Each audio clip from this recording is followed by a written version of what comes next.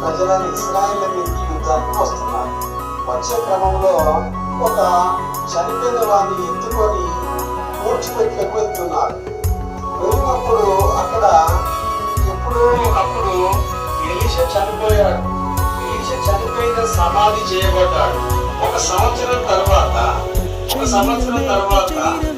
ఆడికి మోయాబీయులు వస్తున్న సంగతి వినగానే ఈ శవమును ఏం చేస్తున్నారు ఇశ్రాయేలు, ఏ శవం ఏ దాంట్లో పెడితేందని చెప్పేసి వెంటనే అక్కడ ఎలీషా యొక్క ఆ పునాది సమాధి ఉండేసరికి ఆ సమాధిలోకి ఇశ్రాయేల్ ఒకటి అందులో దింపారు.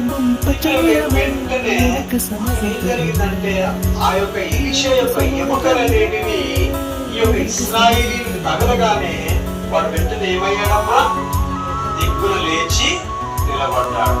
అక్కడ జనాలంతా కూడా ఆశ్చర్యాన్ని వ్యక్తము చేశారు. చదవవచనము 21.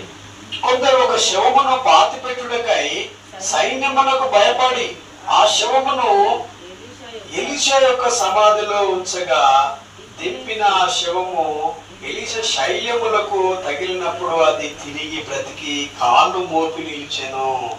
వెంటనే అక్కడ సైన్యం వస్తుంది అని చెప్పి వారు భయపడ్డారు. సైన్యం వస్తుంది అని చెప్పి గబగబా శివాన్ని తీసి ఆ ఎలీషా సమాధిలో వేసేసారు. అక్కడేం జరిగింది, అక్కడ ఈ సైన్యం వస్తుందిరా బాబు అనే భయం ఒకటి ఉంటే ఈ శవాన్ని తీసి అక్కడ వేసేసరికి మళ్ళీ ఆ శివం అయింది గబక్కున లేచి నిలబడలేదు. మళ్ళీ ఇదొక భయం అయింది. అక్కడ పరుగు ఇటూరు కల్లా అటువంటి ఒక పరిస్థితి ఇశ్రాయేలులో ఏర్పడ్డది.